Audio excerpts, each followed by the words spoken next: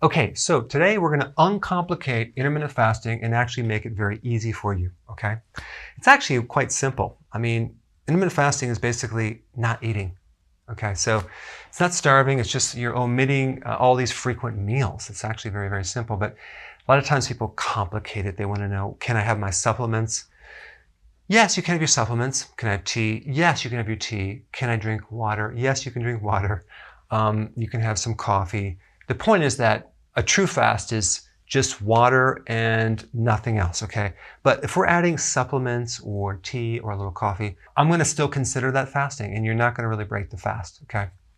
All right, so here's the big thing about intermittent fasting to make it really, really simple. You actually wanna let your body dictate when to feed it, okay? When to eat. And also how long you're gonna go without eating. So the time may vary because you only want to eat when you're hungry, okay? And then not eat when you're not hungry. And it might sound really simple, but sometimes you have to explain it to people because at the first hint of a little slight hunger, people just start eating. I'm like, that's not what we're talking about. Because even in the morning at 8 o'clock a.m., you have a hormonal spike of cortisol, okay? That's an adrenal hormone, that's a stress hormone. That will make you a little hungry. So you may find right in the morning, wow, I'm hungry, and then that passes, and then you're not hungry. So slight hunger is, you want to just keep going, ignore that. What I'm talking about is a strong hunger.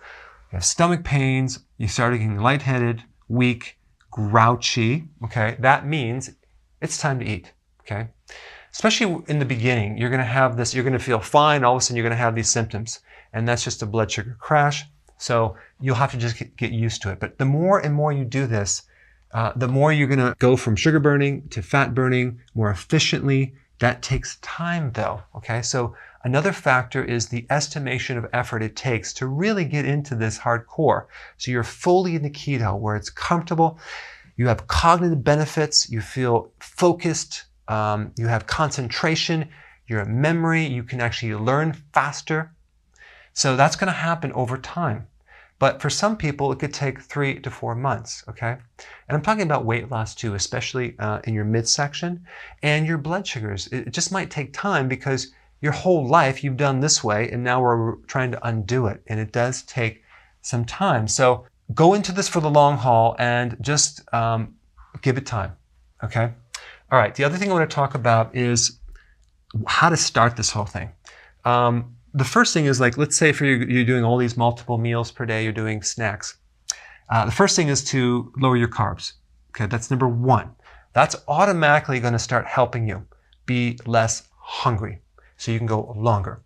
So now you go 3 meals, no snacks. Okay, that's the first goal. It's really important to add enough fat, okay, to go from one meal to the next. Very, very important. It's also important to add enough vegetables to also help you go from one meal to the next. A big mistake that people make is they try to do this without enough vegetables.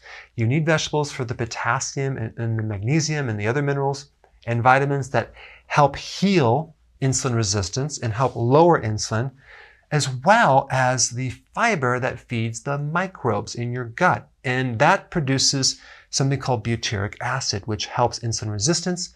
It decreases hunger. It helps blood sugars. It feeds the colon cells, and it helps your immune system. The combination of good fat and vegetables is going to help you go from one meal to the next.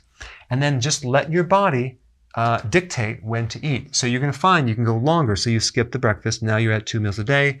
And now you start to squish those together slowly. Okay, let your body tell you when to do it to the point where you're not hungry anymore. So then you just do 1 meal a day. A lot of people are doing this, but you want to work up to it and just kind of keep it really, really simple. Give it time. These are just principles. Tea through the day. There's a tea called Hoodia gardenia, which is basically an appetite suppressant tea. It's very, very powerful antioxidant. You can try doing that if you want to actually have it help you a little bit. There's other teas as well. You can keep very, very busy because there's nothing worse than you sitting at home in front of the computer and watching the clock, like when am I going to eat? So you want to probably get out of the house, go somewhere, because that can really help you Find some activities, but don't just sit and at home. All right, sea salt, very, very important, because if you don't consume enough sodium and you're drinking water, you're diluting a little bit of sodium because you may not have enough reserve in your tank of minerals that to draw on through the fasting. So the way that you know that you have enough sea salt is that you're not having any headaches, you're not feeling weak muscles, you're feeling strong. But a lot of people have side effects because they're not doing enough sea salt. Okay, I would do 1 flat level teaspoon a day. You can put that in your food. You can even mix it with water, some of it, not the whole thing, and drink that down. Electrolytes are very, very important too for potassium, magnesium, calcium, and find one with high potassium. And then that will actually also help you have energy through this as well, because when you make the transition, you need these nutrients. You'll also need B vitamins too. So I just want to throw that out there.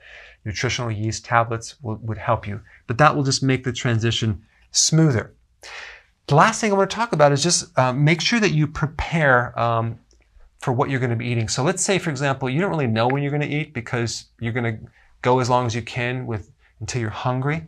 Bring your food with you if you're going somewhere, but just be prepared, because what we don't want to do is be like, wow, now I'm really hungry and I have no more food. Because the problem with intermittent fasting is that the timing of it, sometimes it's hard to time exactly when you're going to eat and coordinate that with other people. So have your food available so you can go to the correct food.